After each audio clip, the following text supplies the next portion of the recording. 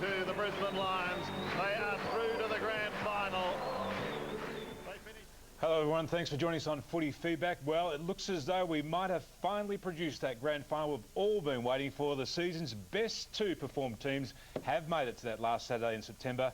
But for the Bombers, it promises to be an anxious week with injury clouds lingering over the heads of star Dons Mark McCurry and James Hird. Those dramas, the preview of the preliminary finals, the review of the preliminary finals, the preview of the big one, and all the early news from the Brownlow medal are on our agenda tonight. We'll also be joined by Lee Matthews and Danny Frawley as we work our way through the show. But before we get too far down the track, let's talk to our panel. Stan Els, welcome to you again. Hi, Tim.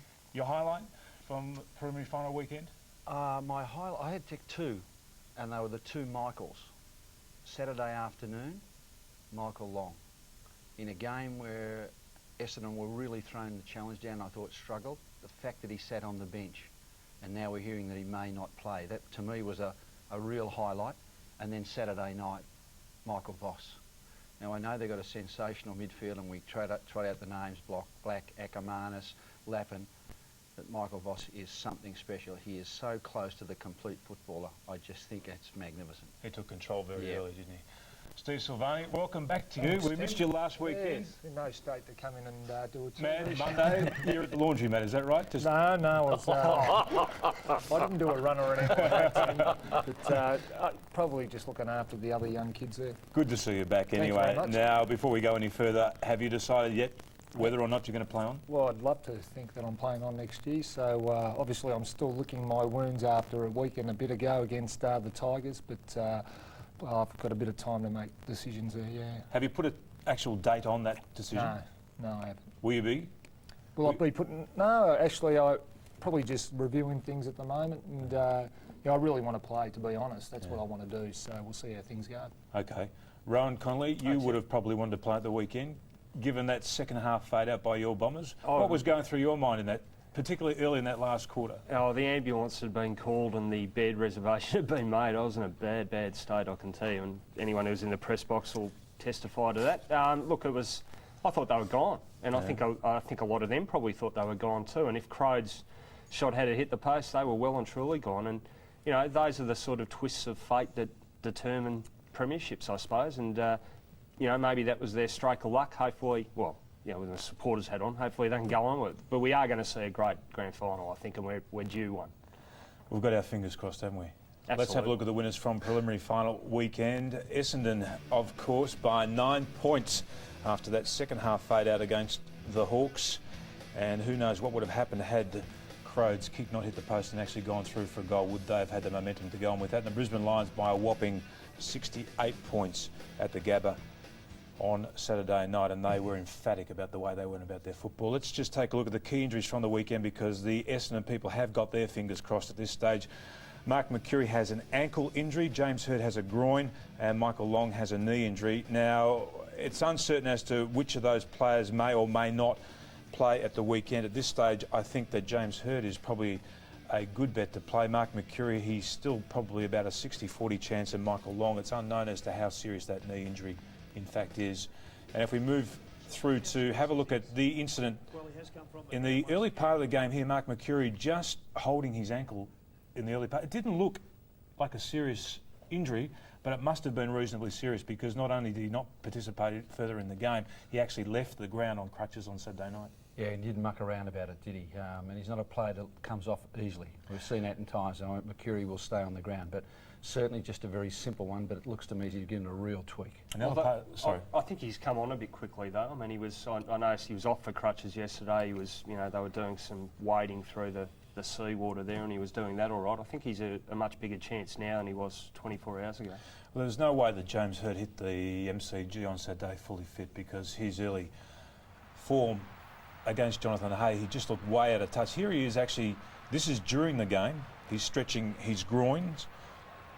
He actually did go to the bench. The runner went out to him early, and I think he was summoned to the bench. He appeared to actually turn away from the runner as if to say, well, I'm okay, I'll stay out here on the ground. He went to the bench, and it was only late in the game, or actually came back onto the ground, and we'll talk about that a little bit later, about the tactic there of actually putting him back out onto the ground so that would tie up Jonathan Hay. But he actually came back onto the ground in that last quarter there too. Yeah, it's not his whole demeanour actually, even after the game. I mean, he looked pretty sombre, and I don't want to read too much into it, but it looked like a bloke who was carrying some sort of injury, and you have to wonder, and you're the man to ask. I mean, if he is carrying a groin, you can't just sort of throw that off in a week, can you? Probably not, but I think he's going to play whether he's injured or not, because he's going to pull the Brisbane's best defender, and certainly, I mean, he's a guy that can carry injuries, and you're certainly still going to have to mind him throughout the 4 quarters of footy. That's critical too, though, not only that he plays, but that he is fully fit, because they need him to play on ball. And I mean, if he's compromised in any way and can't play that usual share of time on the ball, I think they're going to be even further compromised. Well, there's a bit of argy-bargy going on at the weekend. No serious reports to come out of the preliminary final weekend, which is a good thing for both sides. And apparently the umpires have given it the thumbs up as well, so there will be no further reports from those games. So obviously there's a sigh of relief there, but there will be some wrestling, and Darryl White and Ray Hall will be up for wrestling. That'll be tomorrow night, and the Mal Michael and Ray Hall one has been withdrawn. Darryl White certainly won't miss a game with that. He'll be fine, so will Ray Hall and John Barker. Well, here's a late one, because before we're actually doing our preview of tonight's program, and there was no striking reports, and this is a late one. John Barker for striking Dean Solomon. Obviously that won't influence this weekend's round or this weekend's grand final weekend of football, but John Barker will be up for the tribunal tomorrow night, so it must have been early in the game. He's only on for 5 minutes. There's no doubt about that. Now, fellas, the Brownlow medal obviously on in earnest tonight. We'll find out a little bit later tonight who is going to take Charlie home tonight. I guess McLeod is the early favourite. Ratton, there's been a lot of money coming on him late in the day as well, and also Michael Voss. Stan, have you got an early feel about who you think might win the Brownlow? Oh, look, I think we all go with what we're fed, because the problem is that with so many games each weekend, the best you see 2 or 3, so you're relying on so much what other people are saying. I think it just boils down. We know that he's a vote catcher, don't we, McLeod? And we know that he really hasn't had a lot of players taking votes off him for the year, so he must poll well. Everybody talks about Voss and things like that. Just, we're always going to have little smokies, I'm going to throw that in, but I just, from games, and I saw a few Essendon games this year, I just felt there was a period, probably 5 or 6 games in a row, where Jason Johnson, if he didn't get 2 or 3 votes, I'd be amazed. So that's going to put him up there. We'll be crossing soon to Crown Casino, where hopefully we'll talk to Richmond coach Danny Frawley. But before we do that, there was some controversy at the MCG at the weekend, Rohan. In particular, some umpiring decisions. They were whistle happy early in the game. Sure were. And one decision that's been talked about a lot over the weekend has been an incident involving Scott Lucas' shot for goal. Was it a point? Was it a goal? Did the umpires get it right? I mean, I support the concept of other umpires being able to contribute to the decision making. The problem there is that it appears like Goldspink has made the call, and he wasn't in as good a position as the goal umpire, you'd think. I would have thought, actually, one of the replays, and I don't know if we'll see it, but you can see the boundary umpire standing on the point post, and I would have thought he had as good an idea as anyone, but you don't see Goldspink actually consult him. Except, Rohan, and I don't know what the message was, but in calling the game myself, the first reaction was that the central umpire has gone up, as we watch Cox there, to say to him, it cannot be a point, it must be a goal or a mark, because he's taken one grab. It's not a double grab. He's either taken it before the line, and if he has, and carried it over the line to mark. This is a good angle though, Stan. Yep. I would think the ball is now clearly over the goal. I reckon it's I think it's the right decision. There's no doubt about it. But I just felt that was the one. I don't know if he was telling him what the score was. I think he was just saying, no, it cannot be a behind. It must be a mark or a goal. Rohan, given the controversy, it'd be nice if Jeff Geesham actually could come out and let us know what the actual conversation between the 2 umpires was. Well, funny you asked that, because we tried to get that from him on 3AW yesterday, and I think he was refused permission to speak by the powers that be, so maybe it's becoming a little too sensitive an issue. Yeah, I think what he said today apparently is that the umpire got it right, that is umpire Goldspink, except for the fact that he didn't consult with the boundary umpire. He was quite happy with what he did, except for consulting with the boundary umpire. That's a pretty big opinion. accept. He was standing in probably the second best position after the goal umpire. Still, but I mean, look, if a decision is going to be made that's wrong, the bottom line is you want the correct decision made, and in this case it appears to have been. Well, that drama might live on for a while. Certainly the dramas at St Kilda are living on for some time too, and now we've got A fellow by the name of Scott Dennison, who wants to call an extraordinary meeting. Now, before we actually talk about the situation at St Kilda, let's just hear what Scott had to say today about calling this meeting, and in particular the processes that have been put in place down there at Moorabbin. Grant Thomas could never win, because if they're going to go through such an extensive process, then undertaking to find this coach, then Grant Thomas didn't have the experience. There was obviously a lot of other people out there in the AFL that had a lot more experience. So Tomo could never win because of the process that Rod Butters wanted to put in place. Look, I believe that after there was a few leaks from the board level that that the club got embarrassed regarding when there was a few articles in the Age saying that Grant Thomas had the job, and I think they got embarrassed, and there was a bit of a backlash regarding that. And so because of those reasons, they had to say that they're going to go through this serious process. And but I've got no doubt that Grant Thomas was always going to be the coach. The fact is they need 200 signatures, Rohan, to call this extraordinary meeting. It would be an amazing turn of events, wouldn't it? Well, it would, and you have to wonder which way it'll go. I mean, just my reading of some St Kilda opinion, a lot of people seem to have a lot of antipathy towards Scott Dennison, and I guess it's as much because it's another rocking of the boat. It's another civil war at a time when they're just dying for a bit of calm waters. But we don't know a lot about him, I suppose. I mean, all I know is he runs, I think, a clothes shop in Glenferrie Road, Melbourne. As far as I can tell, he's just a pretty committed St Kilda supporter who has some, what I think anyway, pretty valid concerns about how this board has handled the whole year, really. I mean, I wrote a column about this on Saturday, I think, and copped a bit of flack about it. But look, I mean, their handling of the year's been disastrous, I think, and this sham of a coaching appointment process, I think, just topped it off. I think that, if my memory serves me right, is that Dennison was actually running for the board when all the new group he bobbed got up in. last year, yeah. And he was making some pretty strong statements, but then he backed off, and he backed off on the basis that Butters and Thomas had gone to him and said, if you continue to mount this challenge, we won't get Blight. And so he backed off on that, and I think now he feels a little bit affronted that one of the people that asked him to back off, Blight's now gone, and all of a sudden that person asking to back off is now the coach. So well, how do you guys feel about it? I mean, you've both had close St Kilda connections recently. Do you think, they should avoid this at all costs, or does it need to happen? Of course they should. No, they should try and avoid it at all costs. But Yeah. this is the last thing they need now to be unsettled again at this particular point in time. Can you imagine if this happened now when they're going through the process of actually trying to attract recruits to the club, and this perhaps comes to a head in the next week or so? It's going to be very, very difficult not only to attract recruits to the club and go through that whole process, but to go through sponsors. And then also to go through recruiting other staff that they'll obviously need for next season too. So it will throw the place into a complete uproar. Right, I'd gather 200 signatures wouldn't be too hard to gather. No, well, you'd think not. They've got a pretty large support base, and it's a pretty volatile one, so you'd think he'd round up the numbers, or 200 at least anyway. And yeah, look, it's going to be it's going to be a pretty extraordinary AGM this year at St Kilda. I think they might want to. On the playing side, they've also got their work cut out actually trying to keep a couple of their players in. Barry Hall, who's already told the football world that he wants to move on. A deal still hasn't been struck then. It's going to be difficult, I think, for them to actually achieve that. And also Peter Everett, who I believe has been told by Grant Thomas. I heard Grant on the weekend talking about it and said, look, you may want to now stay here, Peter, if that's what you're telling me, but make sure you want to stay here for the right reasons, and don't come back to St Kilda Football Club and play if you're not prepared to commit yourself totally to the football club. I wouldn't have thought they could afford to lose both those two, maybe one. But I think two. they're prepared to lose Hall. I think they're prepared to let Barry go, but not Spide. I mean, Spider's been their best player, and I still believe that.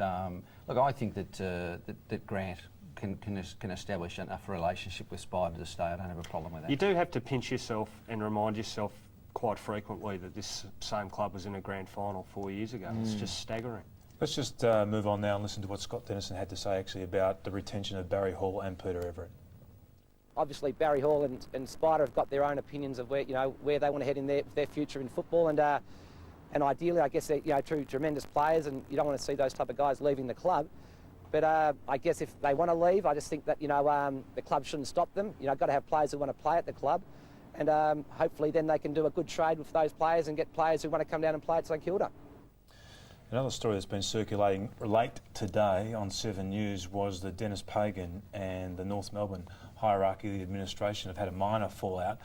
It was reported in your paper at the weekend, The Age. Michael Easy had some interesting things to say about taking on the position. Apparently Dennis wasn't particularly happy with some of those comments that he had in your paper, some of the statements that he made in your paper, and we've got an ADO here that we're going to show in a particular part of one of those comments, and that was the North Melbourne Chief Executive-elect has also revealed that he would override, we're talking about Michael Easy here, his predecessor Greg Miller's call to extend coach Dennis Pagan's contract.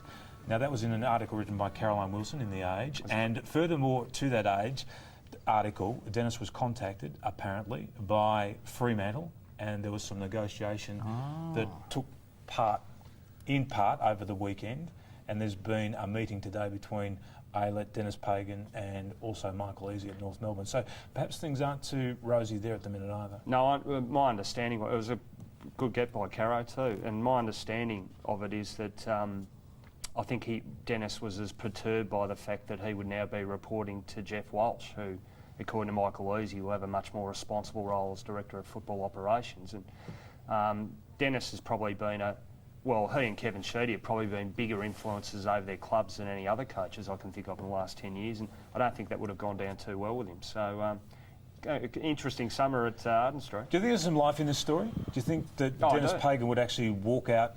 He's a man of principle. Yeah.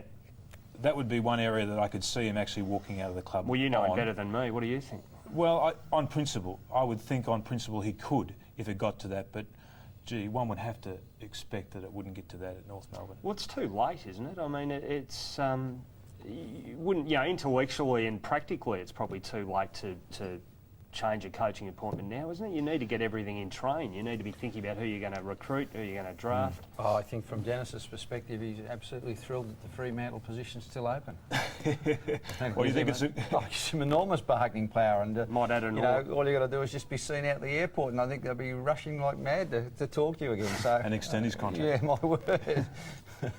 Well, the man who's not going to have any trouble at all getting an extension on his contract is Lee Matthews. He'll take us to the break, and on the other side of the break, we'll actually speak to Lee live from the Gabba.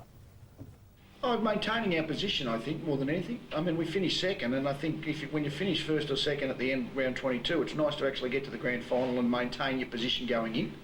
Hope we reverse them, I guess, next week. But, the principle of, like Port Adelaide, I really felt for Port Adelaide. They finished third, lose the first two finals, and they were out of the race. So I think maintaining your position is one of those initial challenges. But that aside, I mean, we get to the last line of our goals. You can't win a premiership unless you make a grand final. So at least we've made a grand final. So the guys are ready to have a crack at that last holy grail.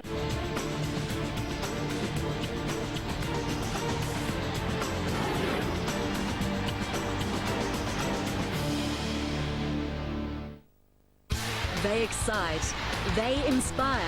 They are the gladiators who play the game to the limit every weekend of the footy season. Champagne football! That was unbelievable! Every year, one player emerges from the pack to be honoured above all. Look at that! That is sensational play. Oh, what a screamer! The AFL's award for individual excellence, the 2001 Brownlow Medal, live tonight at 9 on C7 Sport. He's a powerful gangster in need of a little therapy. Okay, this is my scene coming up next. I'm not that guy. That wasn't me. There, on the left. That's the one, holding the spear. That's me. It's just a shoulder. It could be anybody's shoulder. We must press on, Egypt. Quick, Jeremy's. I do not beg. I demand it. See, there's me. It is you! Mwah. Philips widescreen. Oh, sweetie. The new shape of TV.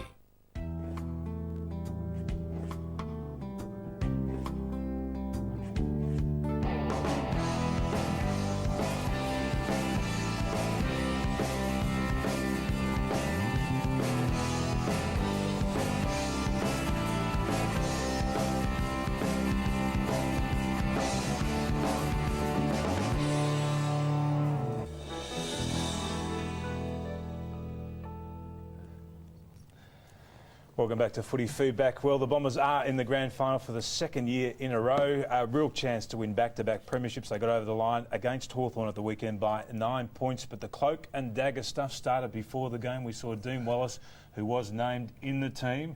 He came onto the ground and actually joined in the warm-up. Here he is on the ground. Stan, I wasn't there, but you would have watched him through the binoculars. Did you ever think that he was actually going to play in this game, having watched him do his warm-up? No, look, not only that, but I think the word had gone around pretty strongly that this is another one of Sheedy.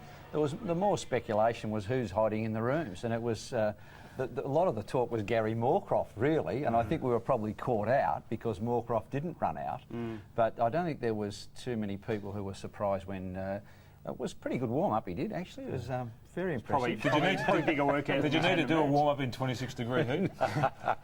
Tim, I just get the feeling, though, that Kevin Sheedy would still love to have a Dean Wallace, even if he was half fit, out on the ground on the weekend. Yeah, I'm sure he would. I've got He's no not doubt. half fit. I've got no doubt had he even played maybe one game in the last month or so, they'd be tempted to put him in, but there's no way that they'll play him in this week's grand final. And of course, they're up against the Brisbane Lions, and we now have established contact with Lee Matthews, who is at a special function up at the Gabba with his players. Of course, Lee and the team, the Brownlow medal hopefuls or likelies, didn't travel down to Melbourne tonight, and he joins us now from the Gabba. Lee, thanks for joining us and welcome to Footy Feedback. Thanks, Tim. I'm competing a fair bit with a lot of background noise here, but I'll do my best. Well, how's the week going so far for you? You've obviously spoken to the players. It's not business as usual, a grand final week, though, is it? Well, today was media day in a way. A little bit of recovery, massage, spirit like that. Get some of the early week media out of the way, but we haven't really been together as a group until tomorrow. And what will you do for the rest of the week, Lee? We'll train normally on Wednesday night at 3 o'clock at the Cooperoo. Travel down on Thursday afternoon, have a run in Melbourne on Friday afternoon. Lee, it was reported in the press here tonight on the news services. Obviously, there's going to be a bit of pre-game hype between yourself and Kevin Sheedy. I think Kevin Sheedy has said already that Essendon, it's a game where Essendon will be playing the AFL's team, Brisbane. You said today words to the effect that you're up against Essendon. They're an arrogant lot. Is this going to continue on throughout the course of the week, do you think? Kevin's a good marketer. I'd like to be a good marketer. We'll give you plenty of things to talk about. You're doing pretty well at the moment. You might be run out by Friday, though. I can hardly hear what you're saying. I'm sorry. I said you might be out of ideas in terms of marketing this game by Friday. I heard the Friday bit. Anyway, I think it'll all be gone by Friday. We talk a bit early in the week, but Kevin will look after Essendon, I'll look after our team. Yeah, Lee, congratulations on making the grand final, but I just want to talk a little bit about your midfield. A lot has been said about your smaller players, but one fellow that hasn't had much mention this year is Clark Keating. He didn't play too much footy last year, but I think he's been one of the real keys for you. He has. He and Bo McDonald, between them, have given us great service in the ruck. Rarely has one of them played a whole 4 quarters, but together they've enabled the ruck position to be a real strength for us. And Lee, what about the MCG finals factor? Is it a factor at all for you guys, do you think? I mean, you've played outstanding finals football at the Gabba. How much of a transition is it mentally and physically to the MCG? Yeah. Well, we've got to travel there to do it. The Eagles have done it. The Crows have done it. So that makes it possible. But, I mean, obviously Essendon have got the home state, home ground advantage. But that doesn't mean it's insurmountable, and that's our challenge. Lee, Bradshaw was considered doubtful. He got into the side, but at the end of it, we had vision of him limping around the ground. Will he come up? We think all our players who played last week will be available. Were you happy with your forward setup at the weekend? Does that mean you're going to play him? The forward setup varies a little bit from week to week. I'm really searching for your words, I've got to tell you. Yeah. But I think you said something about our forward setup. And we think together the Bradshaw-Lynch duo have been good. But we've got other players, other structures we can put in there. Lee, just again on the Melbourne issue, have you noticed the last few times you've played here a lot more crowd support? Perhaps, well, you'd assume coming from some of the old Fitzroy people who've climbed on board. Is that something you've noticed lately? Yeah, I think so. I think people like to have a good day at the footy. As we've started to win in Melbourne, a lot of the Lions supporters in Melbourne, more of them are starting to go to the games. Ever since I've been involved, there's been a really vibrant core, but I think the numbers are growing by the match. Lee, you must not only be happy with the way your midfield's playing in terms of your clearances from stoppage, but the fact that they're also kicking goals for you. Yes, yes. Well, I mean, they kicked 20 goals. The 3 finals prior to our game were fairly low scoring, so to kick 20 goals was a good effort. We've got good scoring power, I think, if the game goes that way. Well, also your centre-half forward, Jonathan Brown's had a sensational year, but his experience, probably he's only played two or 3 years, but he just seems to handle the pressure as a centre-half forward. He's really one of your keys up forward. He's been fantastic. I mean, a second-year player, he's so mature physically and mentally, and in his second year he's almost been a role model for us. He has just been fantastic. Just on him too, I mean, he seems to be quite symptomatic of the strength, physical strength and aggression that's in your side now. Now, I mean, that's obviously something you've worked on, but do you think, is this particular Brisbane side a much more aggressive side than, say, a year ago? What, in my day? Pardon? What do you mean my day coaching against Brisbane? No. Sorry, you might have misunderstood that. I said, are they a much more aggressive lineup now than even a year ago, do you think? I don't know if aggressive's the word. I mean, modern football, with the way it's umpired, you can only minimal aggression at the opposition body. It's more like just hardness of the contest, attacking the ball, attacking the tackle. That's all you're allowed to do now. But they are doing that a lot better than, say, this time last year. We weren't playing this time last year, but last year. Oh, obviously. I mean, last year we won 12 games. We just got into the finals. This year we've won 17 games. I mean, most aspects of the team have been better this year. Lee, speaking of young Brown, there's no doubt that he's a wonderful player. He shows a lot of strength and he covers an enormous amount of territory. One could be expected, though, he is the sort of player that a seasoned opposition would target. Will he be able to handle that pressure? Absolutely. Yeah, so he's as maturity beyond his 19 years. That's what you're saying. No, the kid's good. He knows what he's doing. Some guys can be intimidated by physical aggression. I guarantee he's not one of them. What about the rest of the side handling the pressure and the stress and the anxieties in the build-up to this grand final? Only one player has played in a grand final. Are you confident that they'll be able to handle that part of the build-up, Lee? Sorry, I missed that one. Are you confident that your side will be able to handle the anxieties and the stresses in the build-up to this game, given that only one player has actually played in a grand final? Well, it's an unknown factor, and that's why grand final winning teams get so much credence, because it's the ability to handle the week's build-up and perform on the day. That's why the great grand final players are well remembered. You must feel confident that they can, though, given that in 1990 you took the Collingwood side into a grand final. A lot of those players had never had grand final experience either. Yeah, I don't think grand final experience is necessarily the key. I played in 7 grand finals, and I don't think the focus on the game was necessarily better by the game. I think some years and some set of circumstances you seem to get it together. So experience, I guess, should be a factor, but plenty of sides have gone into a grand final without previous grand final experience and played well. Lee, we've talked, and everybody's talked about your midfield, and they're fantastic, and rightly so. We've talked about the forward line. I want to talk about your back half. I think that sides to be successful in finals must have a good, settled back half. And what I've seen, especially in the finals, your defensive unit is just coming along absolutely magnificently. Oh, yeah, no, they are a good group. The Mal Michael, Dale White, Justin Lepage, Pike, the 2 Scots, Ashcroft, Johnson. That's the nucleus of that group, and they can play on most types that get presented. And I think that's important. You can't actually put one of the forwards at full forward, and our defender will be able to play there, and that's really important to be able to do that. Just in terms of your preparation, when will you come down here? How much training in Brisbane during the week and in Melbourne beforehand? How's that going to work? Well, we look like we're going to be able to get down on Thursday afternoon. Even that's a little uncertain.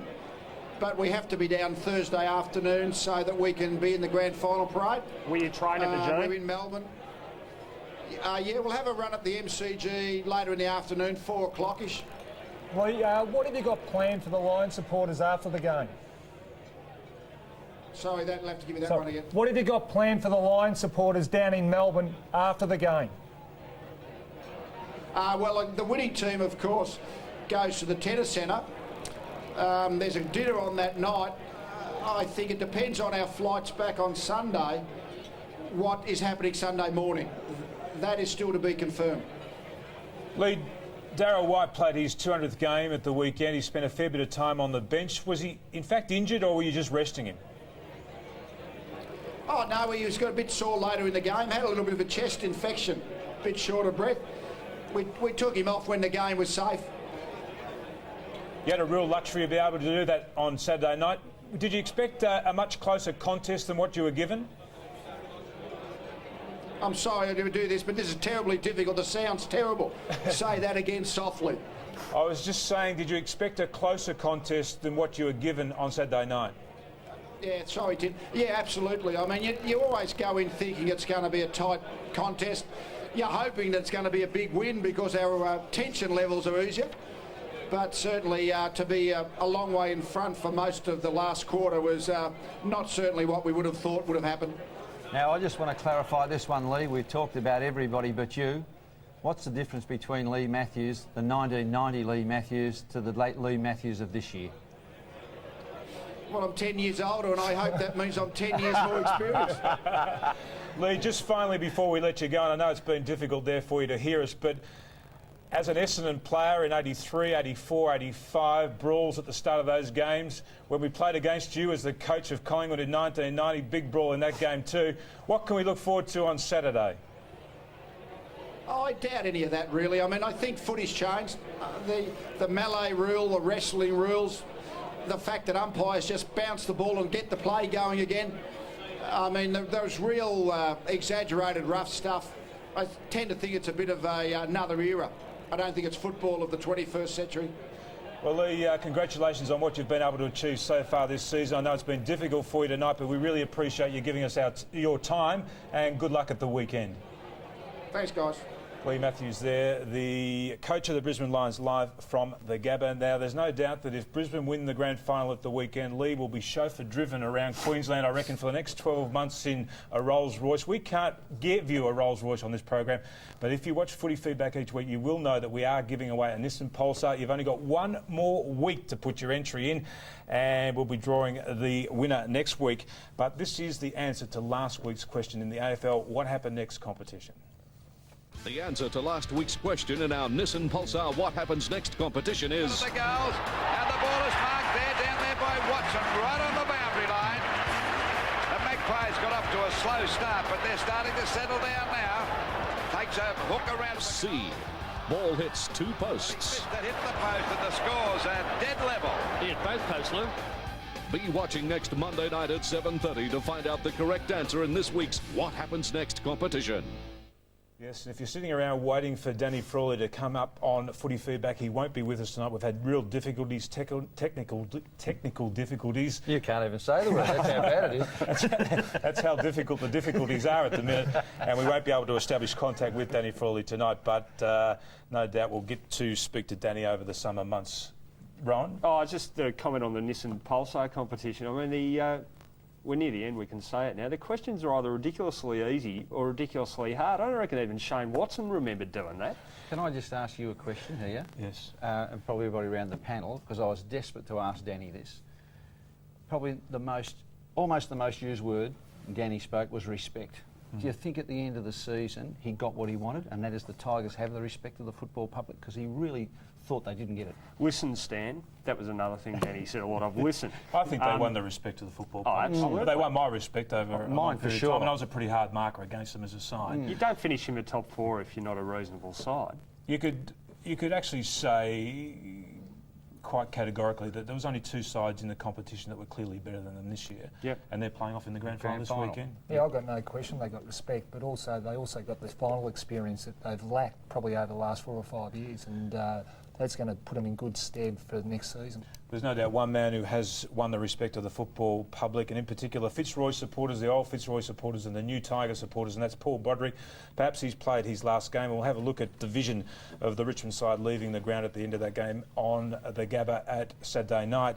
And after the break, we'll take a closer look at the Essendon Hawk clash. One would suggest that that is his last game. He's been a fantastic player. 262 games, 170 goals, the 31-year-old from Camperdown.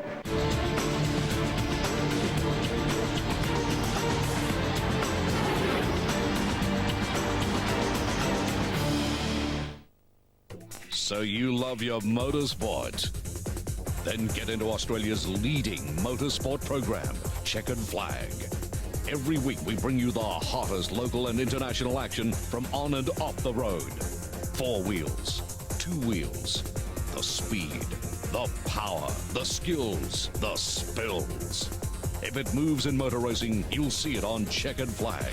Tuesday night on C7 Sport.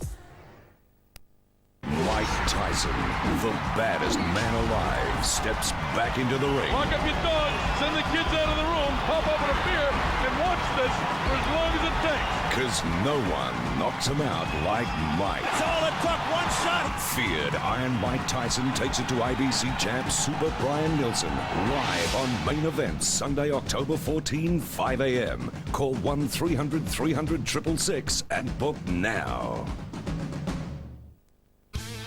The CUB AFL Premiership Season 2001. Yes, he's got the mark. Unbelievable. Wednesday mornings from 5. And he's drilled it home. Beats him one-handed. All the action from the 2001 Finals Series, back to back. And he's kicked it! At the back, what a great grab. The CUB AFL Premiership Finals Series in Super Wednesday on C7 Sport. To make some new connections. I reckon I've made a few thousand this week. I thought I'd be doing some painting, but I didn't think it'd be this much fun. Work for the Dole is working in your community. Authorised by the Commonwealth Government, Canberra. Time is of the essence. Absolutely flat out. New champions will chance everything. The crowd are on their feet. This could be the youngest ever winner. Oh! The Hasserota Speed Derby exclusive to C7 Sport Wednesday.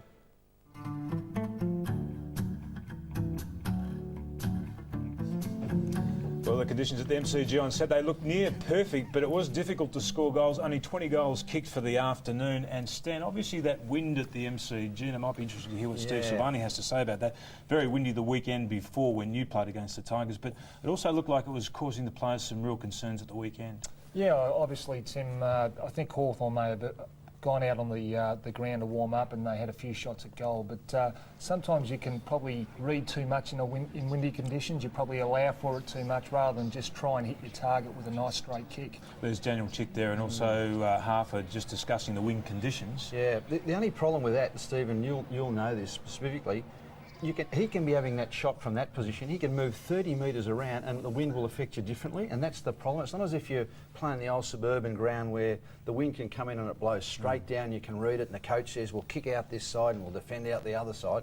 The swirling conditions are the thing that upsets you, isn't it? And I think you've hit the nail on the head there, Stan, is that it does, when it becomes swirly, it's very hard to judge, and there's no question they had trouble with that on the weekend. One of the things you do need to do in a grand final, in a preliminary final, you need to get off to a good start. They had a lot of wasted opportunities, Hawthorn, in the early part of this game. They really didn't look like they'd actually picked up exactly which way the wind was blowing. No, it could come back to haunt you, can't it, really? I mean, a couple of pretty gettable ones they missed, and they probably could have been 4 goals up, maybe, I think, early on. Yes, I would. Yeah, they played over Essendon, I thought, in the first 10 or so minutes. Yes, they did. And we were just talking about this before. I mean, whether that week's break might have left Essendon a little bit flat and Hawthorn sort of starting you know, with a fuller head of steam. It can happen, Rohan, and there's no question that they were probably a little bit flat, Essendon, but we talk about Hawthorn wasting opportunities, and I think that's probably what Brisbane have to do on the weekend. They've got to get off to a good start and put Essendon under pressure, because if Essendon do get in front, they generally go on with it. Is it more important for Brisbane than Essendon to get a good start? I'd tend to think maybe it was. Yes. For Brisbane more than Essendon? Yeah, yes. Because if Essendon really get the jump on them, you could just see a few of the Brisbane players going, oh, this is different. This hasn't happened to us for 15 weeks. Yeah, and we don't play well here, etc., and all those sort of things. So I think that's a fair comment, Ron. This match did have that big finals look about it early, the pressure that was being applied by both sides. There was one passage of play in the first quarter, and Ian Robinson, who was calling it for Channel 7, almost lost his voice because he just couldn't go to another level.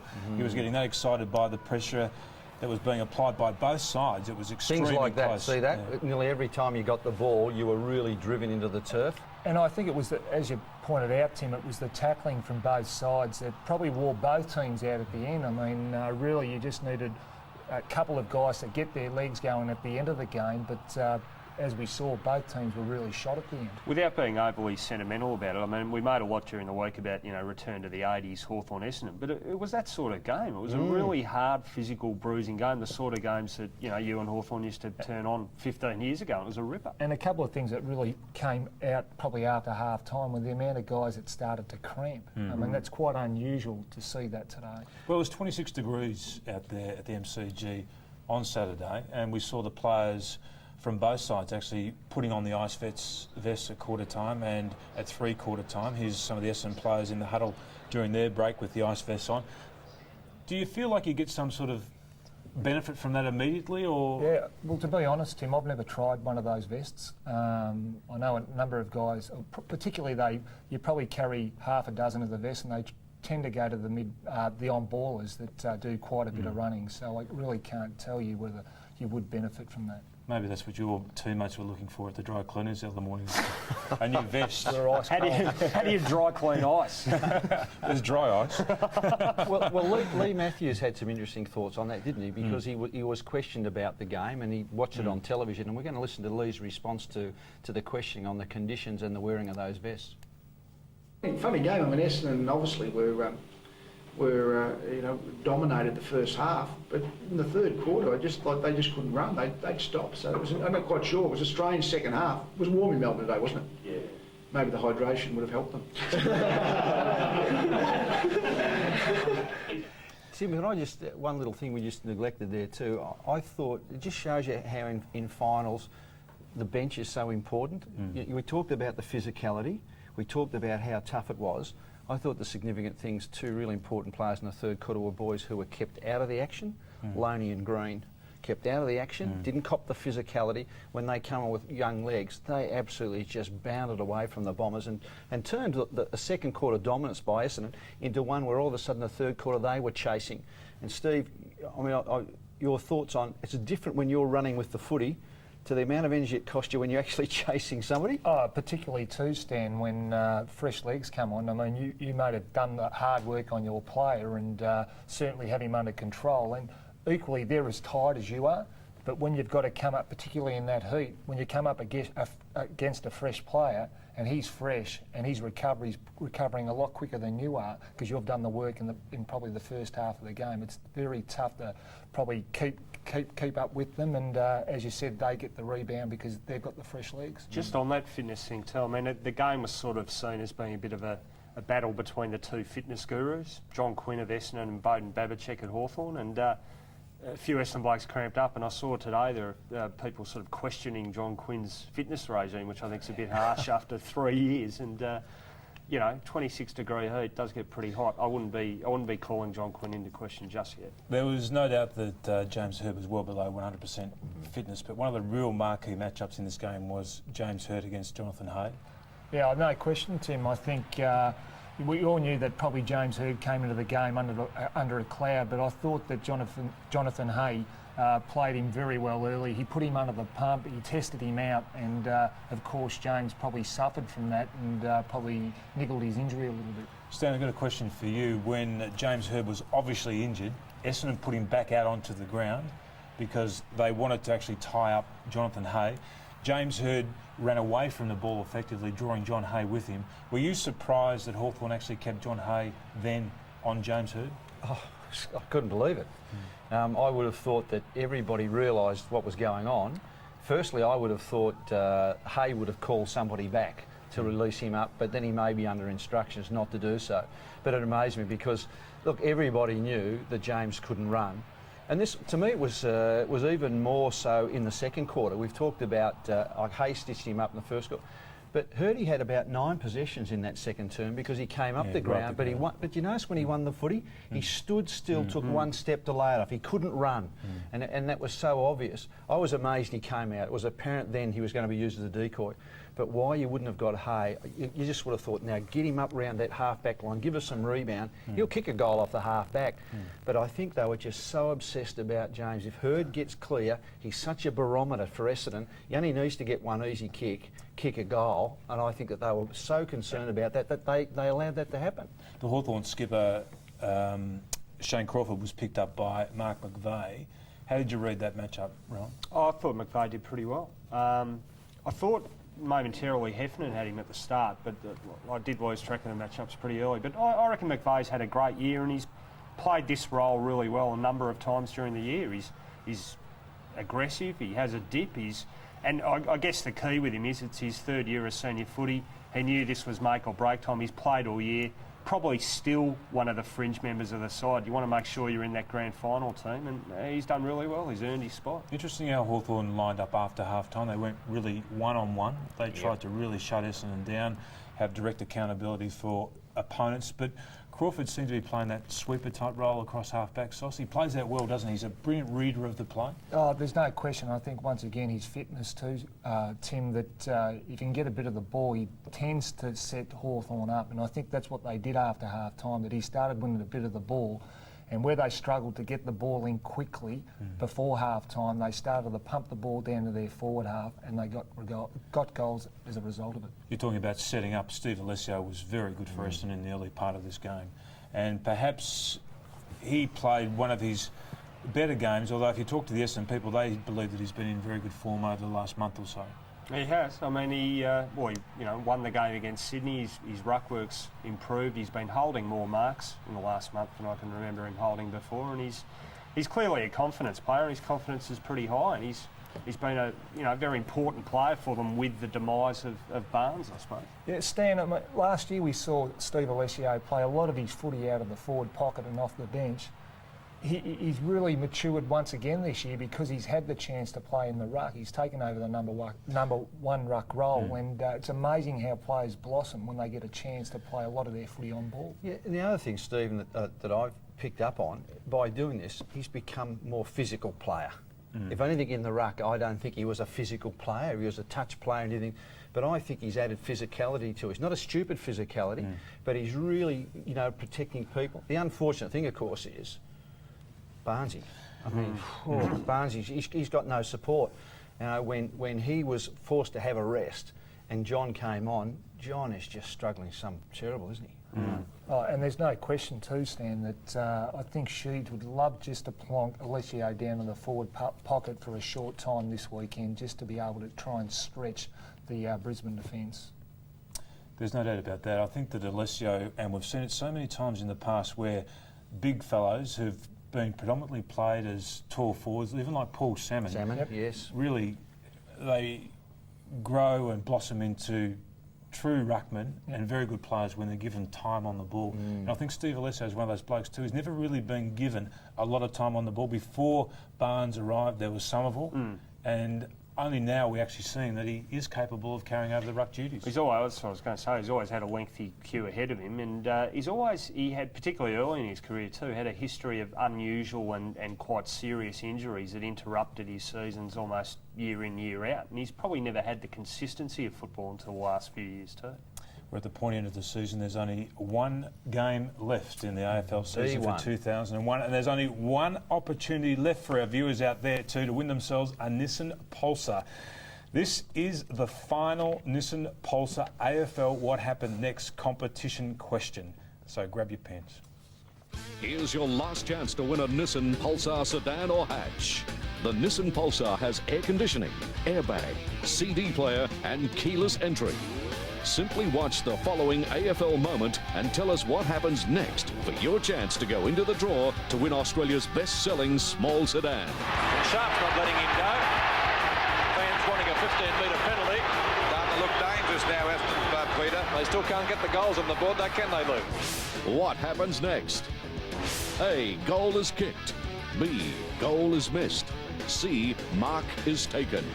If you know the answer, call 1902 555 649. All correct entries will be placed in the final draw for the Nissan Pulsar sedan or hatch. The answer to the final question, along with the announcement of the winner in the Nissan Pulsar What Happens Next competition, will be revealed during Football Feedback next Monday, October the 1st at 7:30 p.m. Well, I can think of one person on this panel who might know the answer to that question. What was the address again? I just missed that last bit. Where are we sending our entries to, Rohan? You know the rules, Tim. No family members who will enter into the competition. Oh, sister. That's the only one I've known all year. Apparently they're a superb car, the Nissan Pulsars. They are. I've already got a couple of them. I've given so many mentions throughout the course of the year, and a big cheer out there to Leon Daphne, also the boss of Nissan.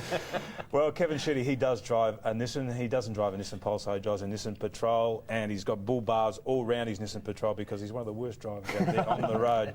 And he even, after Saturday's game, he even found time to put a positive spin on that second half fade out. He'll take us to the break, and after the break, Rohan and Stan with the best of the best.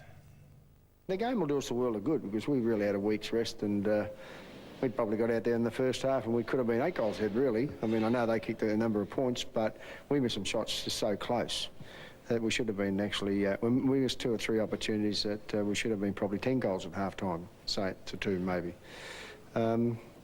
But it really is probably it's a shot over your bows, isn't it, in a close preliminary final.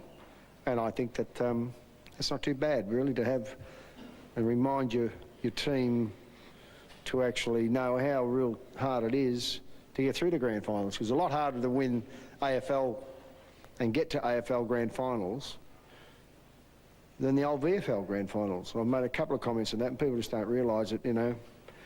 As far as I'm concerned, I thought that, you know, when Lloyd got his week, I thought he got a old VFL grand final. Because you win the first final, you go straight into a VFL grand final, but that's not the case anymore.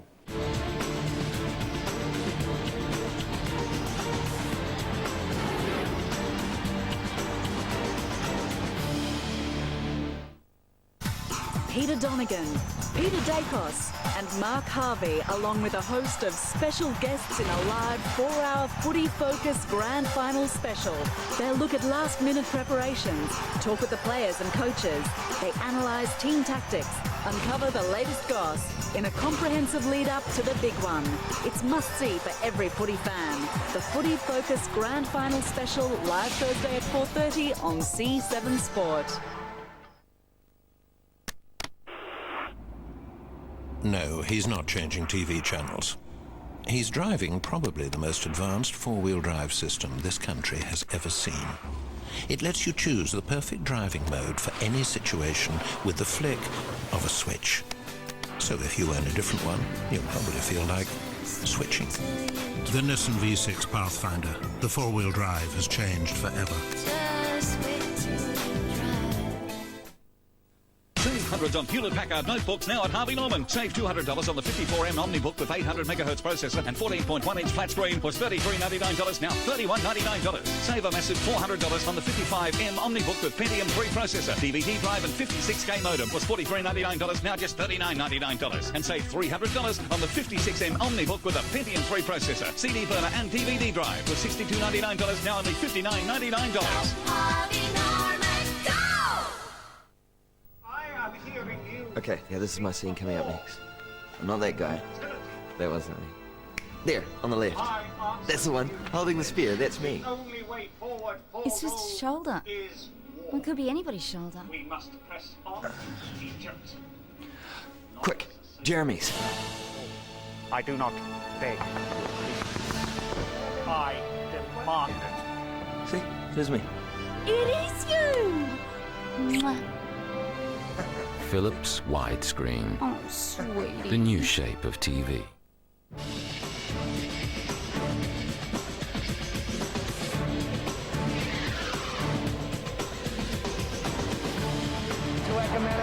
Jason Ackermans, because he loves to sniff out a goal. And have a look at this long bomb and watch his reaction. We spoke about this man before. Great bit of play. Steve Alessio takes the ball from the ruck, snaps the goal. Brute force. He just got rid of Wren, shoved him out of the way and went bang. Heading and goal. Paul Broderick, he played his last game and he'll remember it for this super one-handed mark. Going for Broderick, is he caught it? Magnificent slips catch by Paul Broderick. He slid into that to take the chest mark. He was being covered by Johnson and just caught it one-handed. Now they've got a little and bit of 200 up for Brisbane defender Darryl White, and that's how he celebrated. Worked his way to the front, beautiful. It would have been a free kick because he was taken high by Rogers. Got to take a little bit of Sean Wellman's going to kick a goal, but watch the work of Ramanaskas. In the marking duel, recovers, keeps his feet. Look at that super handball. And you got to love this man, Joey Mercedes. Kicked a few like this, but probably the most important goal of his career. It's close. He's done it. Smoke and Joe, a knockout. Yes, we saw the best of the best there, and we have finished up the 2001 season with the best of the best two, the number 1 and 2 ranked sides at the end of the home away season, Essendon and the Brisbane Lions. But before we talk about the grand final in more detail, we only touched briefly on Richmond tonight, and I'm just interested to hear from the panel exactly what you thought of their season, whether or not they overachieved, whether they underachieved, whether they achieved a reasonable level given the talent they've got there. To me, I would have thought that it was a pretty good season for the Richmond Footy Club. Well, they were knocking on the door last year, weren't they? Probably should have made the 8 last year. On that basis, you had to think they were going to be a chance to make the finals this year. I put them 6th on my ladder and thought, you know, with a bit of luck, maybe they could scrape top 4, but you know, probably didn't really think it. So they've done a little bit better than I thought they would, but you know, the elements are there, aren't they? They've got 2, you know, very imposing key forwards. They've got some great defenders now. I think the defence is looking a lot better than it has for Richmond for ages. Maybe the biggest worry now is the area that actually used to be a bit of a strength, the midfield, funnily enough. Yeah, I just feel, Tim, that I think they've got an exciting future. I think there's no question they've got a very exciting forward line. But I think, in particular, I think it's their young kids coming through that have probably played now half a dozen games to 24 games. In particular, I think Fiora and Poyas. Pettifer is a young forward that would really complement the 2 big boys up forward, and Ray Hall, who has probably had an outstanding month, and I think their future is pretty exciting. I reckon there's one spot they're light on, Stan, and that is, even going into that game at the weekend, I thought that if Ottens can be held and Richardson can be held, where are they going to get the rest of their goals from? Yes, I agree with you. They're really in need of either a small goal-kicking forward, and maybe Cracker will develop into that. I'm sure they've got their fingers crossed that he will. But they do need some support, those 2 tools, don't they? Yeah, I agree with you. Look, firstly, I think that they've improved. The area I think they've improved is that probably leading up until this year, they've won games, but it's been on G&D. They've hung in. We've questioned their ability to use the ball. I think, firstly, Frawley and Cohen's support have sold them on a belief system down there. They're no longer aimed to make the 8. They're talking about playing in, you know, 4th and 5th spot, so just to do that. I think that their skills are wonderful. I mean, you talk down the back half. This is a side who a couple of years ago couldn't kick the ball. Through some quite astute coaching, they've picked up probably the best user of the ball coming out of the back half. I don't know why the Western Bulldogs let him go. We won't mention his name for the sake of them. But them, I think Tivendale, I think Bowden, the likes of those, so they're moving the ball in. But you're right, there's that area up on the forward line. They just, you can match up too easy if you pin them down. And even the situation, I think if you extend a bit further, I'm uncertain how long Brendan Gale's going to go, because too often, if he doesn't fire, and Ottens has got to go in the ruck, and I think Ottens is going to end up to be one of the best ruckmen. That weakens that forward line even more. So I agree entirely with your line of thinking. Stan, I tend to agree. I think the young kid I mentioned, young Pettifer, he might be 2 years away, but he's certainly an exciting talent, and I think he's a forward that they can look forward to coming through. But if there's probably one spot they really do need to address, it's probably a real quality midfielder. I think a Ratton-type player in the middle to be able to feed the ball out, I would think that would make him a very, very good team. It would complement the runners that they've actually got who work on the outside, wouldn't it? Well, they got Clinton King, I suppose, to partially fulfil that role. But he, you know, I mean, as good as he is, he doesn't have the disposal skills of a Ratton. I think that game on Saturday night highlighted that problem too, Sauce, because their midfielders actually got quite a lot of the ball, but it wasn't damaging ball that they got. If you actually line up their possessions against the Brisbane Lions midfield, they actually did very well. But you look at the best players on the ground, and they were Voss and Black in particular, and Scott, all guys who actually get inside and win the ball. And Tim, I think that's a great thing about Michael Voss. He can have 20 touches, but the 20 touches he gets are quality. They're hard-working touches that really set the play up. So, I mean, where are they getting the soft touches? How, you know, where does that happen? Do they just run wide and get easy kicks? How do you... Well, I think they just link up. They almost had the same number of possessions overall on Saturday night. So it's obviously they're getting the possessions outside where they're not going to hurt you. Yeah. Yes. And I think that's one of the ways they probably played a bit outside on Saturday night. They've got to become more of an inside side if they're really going to challenge for a grand final, which they're capable of doing. If they keep heading in this direction, obviously, you know, over the next couple of years, they make some smart choices, they do some trading, excuse me. I mean, they're going to be a real chance. No question. Yeah, and I'm interested to just watch the progress of Ray Hall. I didn't think much of him, but I've seen enough in the last few weeks, perhaps not the other night, but I think there's enough showing there that this boy could develop into a very, very good player. He grew a leg last week against his side, didn't he? Just interesting listening to Danny Frawley talking about it on Friday night before the game too, where they made a decision at the end of last year. It was either going to be, you know, Hall or another player who went off the list. They kept Hall, so he was that close to actually. I think because the guy got injured too. I think the guy who they kept him on in favour of was a long-term injury casualty. Well, let's turn our attention now to the actual grand final, the match-up between Essendon and the Brisbane Lions. They've only played each other once this year. That was in round 10. The Brisbane Lions won by 28 points. Prior to that game, Lee Matthews actually said, "If it bleeds, it can be killed." Will that be resurrected? Well, it's sort of become the quote of the football year, that. But I think this game is a little difficult to use as an accurate gauge, to be honest. I mean, Essendon had, I think, 9 or 10 top liners out that night. Pretty difficult conditions as well. And no, look, that's not to take anything away from Brisbane. They were fantastic and they were fierce in midfield particularly, and I think it really caught Essendon on the hop a bit. But as bad as Essendon played, they had a late surge in the last quarter and got within, I think, 3 goals at one stage. Can I just say something like that? You said they had 9 or 10 top liners out. They won the games when they had those 9 or 10 top liners out. I think their form's dropped away when their top liners have come back. Oh, no, I agree with that. Because early on, those kids were the ones who are in form. I agree with that. And I don't think that we've ever got back to the level that they're capable of, those blokes, when they've come back from injury. Well, the interesting thing, Stan, is that probably the height, what you're talking about, when people had that feeling at its strongest, I think, was after they disposed of Hawthorn, because they were missing those blokes then. This was the very next week, and you just wonder what sort of toll that took. The thing that I remember being impressive about this Brisbane Lions performance was actually how hard and strong and the intensity of the way they played on this particular night. They really took it up to Essendon, and I really think that it probably was a springboard for what we saw, and in fact they've won 15 games on the trot now. And I reckon it was this game gave them the self-belief that probably resulted in what we've seen over the last 15 weeks. Well, you'd reckon so. They have a very, very good sign. They haven't lost since, so you'd like to think it'd give a bit of confidence. And a couple of matchups that night that would give them heart this week too. Ashcroft played on Hurd that night and blanketed him really well, and I think now Michael played on Matthew Lloyd and really restricted his opportunities as well. We've already heard from Kevin Sheedy and we've also heard from Lee Matthews tonight, but this is what they had to say after that round 10 clash that the Lions won by 28 points.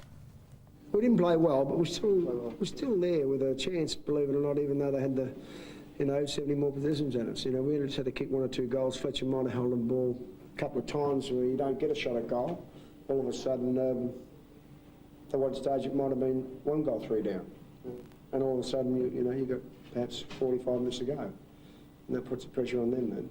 Something to do with Essendon, but we've had 40 goals kicked against us the last 2 weeks, so quite obviously our defensive actions, and that's not our defenders only, our defensive actions have been like a sieve, and we had to tighten that up no matter who we played this week, and I guess a few of the things that we did to try and help out in the defensive half. Look, all year we've, Tim, I'm addressing this to you, we've talked at the start of the year about how difficult is it to back up, back-to-back premierships. You've been involved in that situation. What do you think are the key elements to being able to back up and defend your title? Well, one of the things that history actually tells you is that you need to change your side from one year to the next. I mean, Carlton have gone back-to-back, Adelaide have gone back-to-back. We've seen Hawthorn go back-to-back. Essendon have gone back-to-back, obviously, in 84, 85. What you do need to do is you need to change your combination. We've got a graphic here that will show the number of changes in these back-to-back premiership teams. Of 81, 82 Carlton, there was 3 players changed there. 84, 85 Essendon 4, 88, 89 Hawthorn 4, and 97, 98 Adelaide 5 players. And it was just something that interested me in terms of the side that Essendon put out last weekend, the number of changes that they had to the side that took them to and won the premiership in 2000. And we've got another graphic here that'll show that there were 4 different members of the side that went into that preliminary final last weekend. Now, this is not to say that there'll be 4 or maybe 5 changes, given that there might be some injury concerns there at Windy Hill. But Wallace, Lloyd, Buick and Moorcroft were the players missing at the weekend. Bolton, McVeigh, Jacobs and Rioli in the side. So it'll be interesting to see how many changes throw to you, Rohan. You're a bomber. Can we just have that graphic go up again, if we could, please? Don't push it, Stan. Because what I want to ask you is... There we go. The 4 replacements. Yep. Way up. Are they better? Yeah, I was just having a look at that. Yeah, I think it just about balances. I mean, look, obviously Lloyd on one hand there, but I guess the left column probably represents experience, I suppose. The right-hand column, McVeigh and Jacobs have been very, key players for Essendon all year, and Rioli, of course, who got injured last year late in the piece. He's an important player as well. I think the 4 pretty much cancel each other out. Stan, given that Essendon look like they'll probably go into the grand final with a couple of their players who won't be 100% fit, you've got to make sure that their bench have to be probably in pretty good form. They really couldn't carry anyone into that game. That's what's killed Michael Long. Struggling to perform. But one of the real problems is, Sauce, is that some of those other guys who you might consider bringing in haven't possibly played now for 3 weeks also. Like Henneman. Or Henneman, like Moorcroft. Like Robram, like McGrath. So that's the other side of the equation. You really got to try and weigh the two of the I'd be looking at blokes who I've got on the bench who have got young, fresh legs and explosive, but also may need to come on and play more than just little cameo bits. Like Moorcroft. I'd be staggered if they didn't put Moorcroft somebody on the who can be there and really give you some, some positives. And it may be that it's got to be for 3 quarters, because I think that might have been an area where the Bombers got caught out. They'd gone in thinking they could carry somebody like a Longy, we'll talk about, I know, shortly. But I think that's where they were found out, because they really only wanted Longy for little cameo bits, but because of circumstance, they really needed more of him. This is the Brisbane Lions' first grand final since their inception in 1987. This is their 15th year. We'll just have a look at a graphic here. These are the years pre-Lee Matthews, and we'll just look at their finishing positions: 13th, 13th, 10th, 14th, 15th, 14th, 13th, 12th. No wonder they were known as the Bad News Bears. 8th, 3rd, 8th and 16th in 1998 before he came and took over. Since then, and we'll have a look at this other graphic, this is Lee's record at Brisbane. It's very impressive too. 99 they were 3rd, 2000 they were 6th, 2001 at this stage they were 2nd position finish on the ladder. I suppose the other thing with them, I mean, as novel as it is seeing Brisbane in a grand final, it's been a fair while coming this. I mean, they've built towards it steadily since they made the finals in 95. Take out that horror season they had in 98 when absolutely everything went wrong, and they've made the finals 5 years in a row. This will be a 6th year in a row. In terms of pure finals experience, they had the 3rd most experienced list of any of this year's 8 finalists. So, it's been a fair while coming, and if they win the flag this Saturday, it'll be absolutely well deserved, because they've built towards it for a long time. If my memory serves me correct, when they were looking for a coach, I think the AFL had a fair hand in saying you've got to get a certain type of player. And I think it was a reluctant Lee Matthews, actually, who was involved in the media at Channel 7. And they took a fair bit of arm twisting to make him go up there. But I've got to tell you, it's been a sensational get. Yeah. Oh, look, he's been... And, when we spoke to him before, we were talking about their toughness and the aggression. I reckon you look at them now compared to, say, back in 96 when they reached the preliminary as well. That's clearly the difference with this version of Brisbane. They are hard. They're a real steely, hard, aggressive team, and a team in the image of the coach, I think. Well, we'll talk about the coaches, Kevin Sheedy and also Lee Matthews. vastly different personalities, although I get the impression that Lee has worked extremely hard this year to not only perhaps market his side, but maybe even to market himself, and in particular market football. Yeah. He's been a bit like Barnum and Bailey up there this year, hasn't he? Well, that was part... I mean, you talk, Stan, about his reluctance to take the job. I think one of the reasons the AFL was so keen is, I mean, this guy's such a legendary figure, but, yeah, I think he was sort of willing to, having done the media work and being very comfortable in front of cameras and whatever, it's no skin off his nose to do that. And he's a bloke who's got nothing left to prove. You know, he's got nothing left to prove, so if he upsets Kevin Sheedy this week in a game of psychological warfare, it's not going to worry him. Well, he's already beaten him in 1990, and before we have a look at their records head-to-head, let's just listen to what Sheedy had to say after that round 10 clash about the side that he had out on the field that night. Well, we've got about 10 or 11 that never went to Brisbane the last time, and of course I think they've got 3 or 4 in. I think, you know, McDonald, we didn't have Alessio, we didn't have a lot of players. But so I'd say definitely half the team didn't play in Brisbane. Yeah, I don't think anybody's written that yet. Of course, that was Kevin Sheedy this afternoon at Windy Hill Stand. Yeah, look, just one little thing we were talking about, I mean, the master coach there, I mean, I just love the bloke actually. But Lee Matthews, I thought it was interesting that when everybody was talking about in awe of the Bombers, probably behind closed doors coaches may feel differently, but Lee Matthews didn't. I mean, he was the one who came out and made the quotes. He publicly said, hey, hang on, they're only human, we can make them bleed. So there was no doubt, and he's done that all the way along, hasn't he? He's really stood up, has not been prepared to play the sort of skirt round the edges. He's just gone straight at them. And he should be confident, though, too, because we've got a graphic here of their head-to-head records. Now, they've played each other 16 times. This is between 87 and 95. Sheedy 7, Matthews 8, and one of those was the grand final of 1990 and drawn once. And since 1999 and 2001, since Lee's been back there, it is...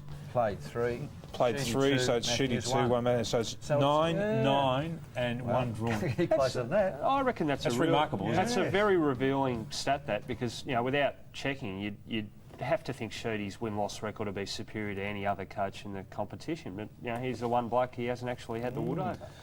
If we look at Essendon's performances, and, you know, we've spoken about this towards the end of the home and away season where we didn't think they were travelling particularly well, and we look at the Brisbane Lions, we've already spoken about the fact that they've won their last 15 games.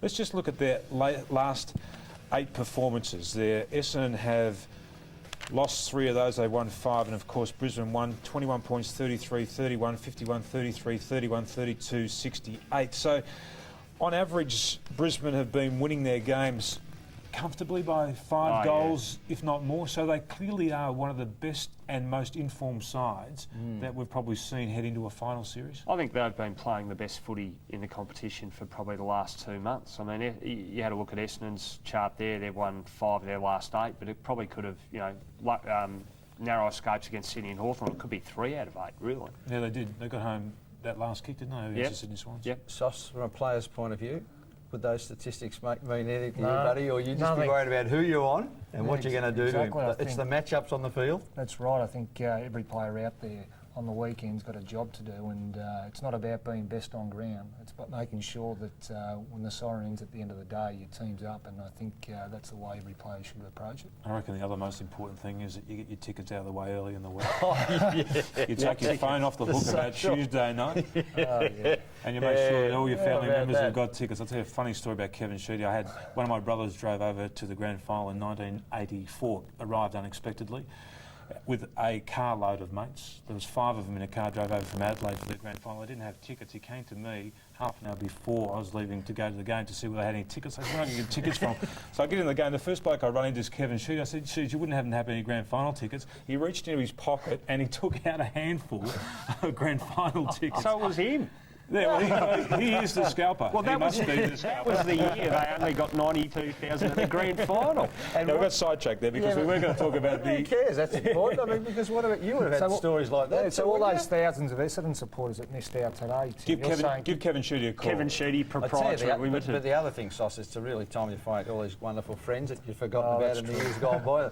A friend called Tommy O'Connor at the school. Tommy rang up from Adelaide and he said, mate, can you get primary school you went to? Yeah, ticket to give us some tickets? And I said, oh, yeah, look, I can do that for you, mate. And he said, good, I only need 50. He promised the whole town. I got a mate, you know, that one. Let's get back to the game because we've got to talk about the midfield matchups. Essendon's Jason Johnson, Mark Johnson, Ramanauskas and Blumfield.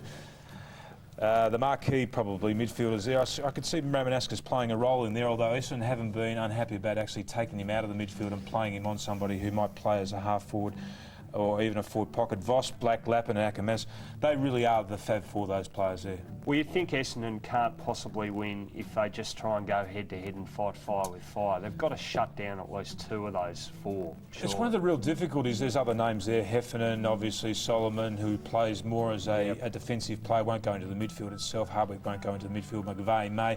McRae forward, Harder forward. They Brad have Scott, the more Prescott. defensive midfield, don't they? One of the real problems, though, Sauce, isn't it? If you go into a game and you're too negative in that part of the ground, okay, you might stop them, but it doesn't necessarily mean that you're going to be able to play the game the way that you want to play. Well, that's correct. I think, Tim, you've got to have a bit of initiative there, and particularly on grand final day, they've got to work out where they've got to get that initiative from. And we've talked about locking a few guys down. That's very important. But a lot's really going to depend on how Mark McCurry really comes up, whether he's going to start in the midfield or maybe up forward, because he's one of their keys in that centre square bounce. We've hardly seen him play in the midfield in recent times. Yeah, you're right.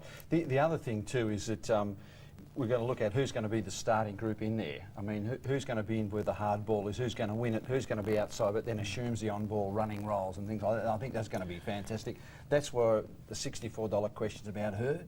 I mean, you really want Hurdy in there. It's their best takeaway. I personally believe that Masiti, Caracella and Jason Johnson are got to be allowed to do their own thing, you know, because I think those blokes are at their best. I think other blokes can have run down. You might need to tag people, and I think the other thing is that we've looked at Brisbane, their last quarter, whether they have the drip or not, they've just finished really well. And I think Essendon are going to have to be very smart about rotating players on players to try and wear them down, not just to have somebody to run with them all day, because I think they'll outrun them if they do that. It's the quantity too as well as the quality, isn't it? I mean, you know, it's such a strong quartet, but the danger is they concentrate too heavily on those 4 and guys like Hart or McRae or Power up forward. These guys get under your guard. I mean, it's like mice under a blanket a bit with them. Well, we talk about the actual midfield players, but what about the matchups in the ruck department? Because Alessio's got a huge job ahead of him this week.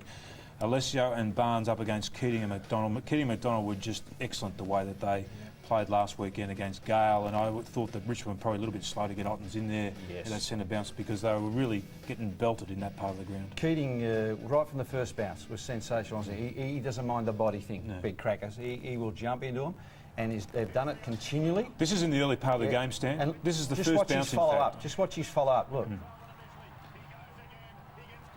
I reckon the other thing that was really impressive, not only the follow-up, but actually how far that ball was cleared from the area. And continually did that. And they did that in the early part of the game particularly well. Do you think the problem for Essendon in the ruck particularly will be, I mean, Keating and McDonald, they're both tall, they're both strong. Alessio can go with them, but it's hard to see Barnes being able to win many hit-outs against either of those. That'll be the go. I'll tell you the thing about these 2 tools that they have at Brisbane, and that is they're not afraid to actually jump into the opposition ruckman. Alessio hasn't always shown a likening to that, but I think he's become better in that area. But John Barnes certainly doesn't like being jumped into. So, I mean, so what happens? What happens? Will they just concede that? I mean, don't forget last year's grand final, Essendon basically conceded the tackle. They can't afford to, Essendon. Can I just say something here? I was very disappointed in the Tigers the other night.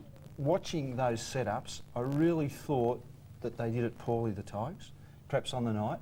But the number of times in contests where they didn't really get in front of their opponent for a start, they just stood beside them, I mean, instead of getting in front. And the other one was how they left a gap behind them.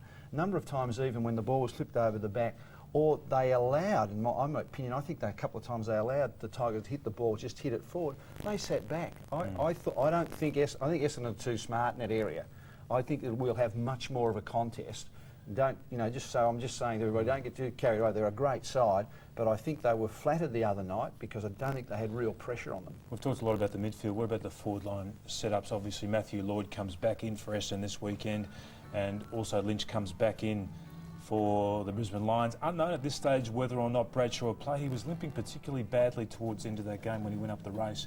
but obviously they'll give him the full week to recover. Well, that's a critical one, isn't it? Because, I mean, not only does it give Brisbane 3 key forward targets instead of 2 if he's out, but probably in terms of the opponent, Essendon will have a better chance of being able to release Wellman to play that link man role if a third tall isn't there. If they are, he's probably going to have to play on one of them. We saw then just Jonathan Brown, we've already spoken about him briefly tonight. Can you recall a time, and obviously he's one of Lee Matthews' favourite players too, given the way that Lee spoke about him tonight. Can you actually recall a grand final in recent history where a 19-year-old will perhaps play the role that this kid will at the weekend? I can't. Well, no. Jakovic played for West Coast in '91, but you know he was a centre half back and probably a bit rawer than. He probably played more footy than Brown. This kid's the up. He's the real deal. He's upcoming Carey. Yeah, well, he's modelled himself on him, Stan. You watch him because he can impose himself on the game. Well, Essendon, just talking about the Bombers just for 1 minute, they have got some selection issues. We've already touched on those tonight. Kevin Sheedy also touched on those at a press conference at Windy Hill this afternoon. It's a tough decision on any player, you know, on any of the players that are. I mean, Moorcroft was a tough decision last week, you know. So whether it's his turn this week or not, probably only the next day or two we'll tell. Is it complicated by the injuries to Hurd and Mercury? A little bit, yeah. It really is, and that's a balance of selection that we've got to look at from an overall picture. But look, Michael's he's a pretty good club man. He understands. He's a pretty good club man. He understands. What do you reckon he meant by that? I don't think it was good news. I don't think it was good news at all. Knowing Kevin, though, he would play his cards particularly close to his chest. I wouldn't have thought that. Could that be a spur? He's thrown the boy. Well, maybe. I thought one of the really unusual things about the weekend was the fact that Michael Long didn't come back onto the ground. When they desperately needed a fit player, he'd hardly played any of the game, and they still chose James Hurd to come back, who obviously they would have loved to have been able to just nurse through that game. But Michael Long was the bloke that actually sat out. Hurd came onto the ground. Yeah. Do you smell another Derek Kickett coming up? Sorry? Another Derek Kickett coming up. Let's hope not. Ooh, I don't know about that. You hope the reaction to be a bit better this time. Still, there's one thing I tell you. I mean, the Bombers are going to be well served by Lloydie coming back. It must have been absolute desperation for him sitting up in the stand, and we have a grab of him talking about how important this grand final is to him personally. They're just so hard to get to, so I don't think you can go in to a final saying you're the underdog. We've got nothing to lose. You've got a grand final to lose, and who knows whether we'll ever be back. You look at salary caps now. You lose players. You don't know whether your team's going to be together next year. So, I'm taking this as this is going to be my last grand final, and I'm sure everyone thinks that because who knows whether you'll ever get there. And I'm grateful that we're back here 2 years on the trot, and I know I'm playing this game as if it's my last. Matthew Lloyd there talking about this week's grand final at a press conference at Windy Hill this afternoon. Well, Peter Schwab's side, Hawthorn, is out for the season. They got put out by the Bombers at the weekend in the preliminary final. Peter Schwab spoke. It was a disappointing time for him after the game when he met the press, but he spoke of the positives and the improvement in his side this year. You've got to either find some young players every year or some players have got to step up and play better than they have before. And we've been fortunate this year that that's happened. We've been able to find some good young players and some players have played the best footy of their careers. That's why we've improved.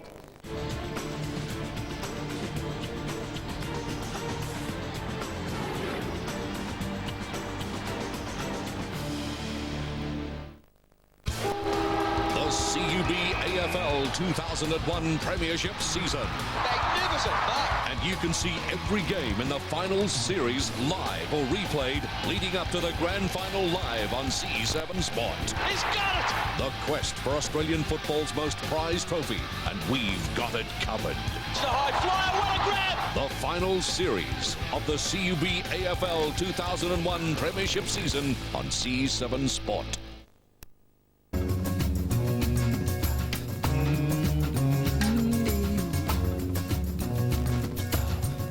From New York and Los Angeles, celebrities from the entertainment industry will take part in an uplifting evening of music, memories, hope and inspiration.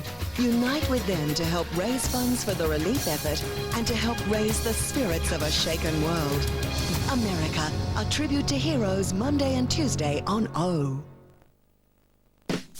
when the world of high fashion goes bad. I watched this guy coming up through the Irish gangs. Now he's ruthless. It has no idea.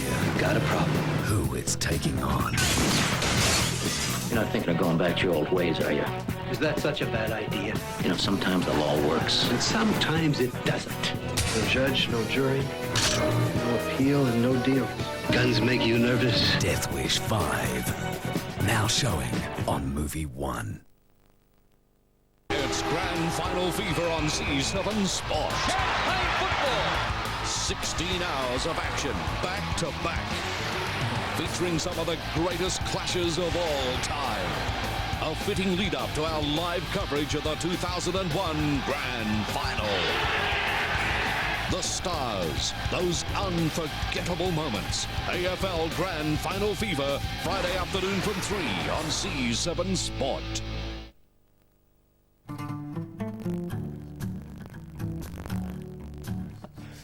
Welcome back to Footy Feedback. It's been a frantic time during the break. We'll talk about that a little bit later, but Stephen Phoebe has announced at Melbourne that he will play on.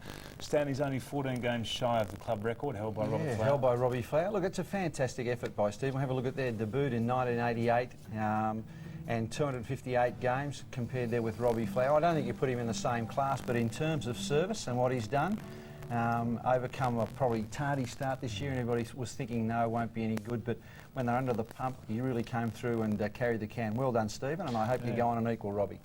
Yes, he played very well towards the end of this season too, so he suggests that he's got a bit of footy left in him. Sean Wren's got a bit of footy left in him too. He plays 150th game at the weekend, ran out through the banner with his son, and the team almost proceeded to bowl his young fellow over.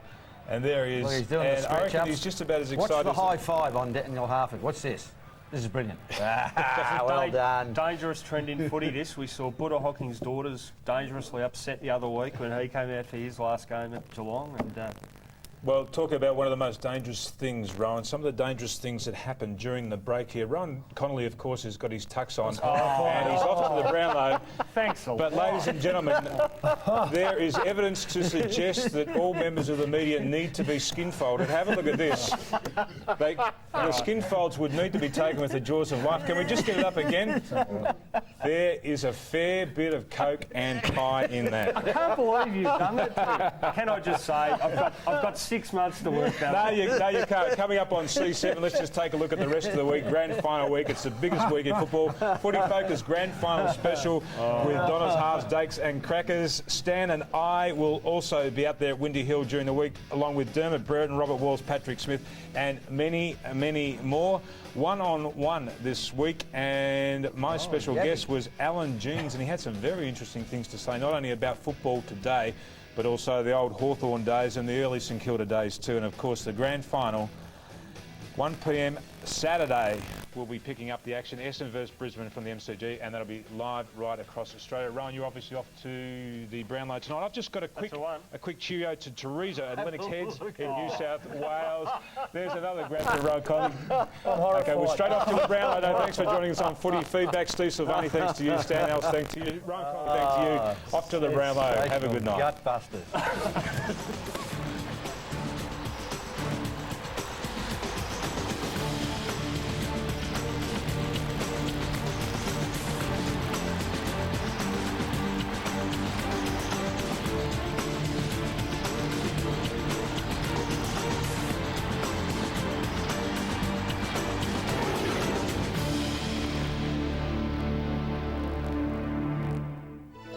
This has been a C7 Sport production.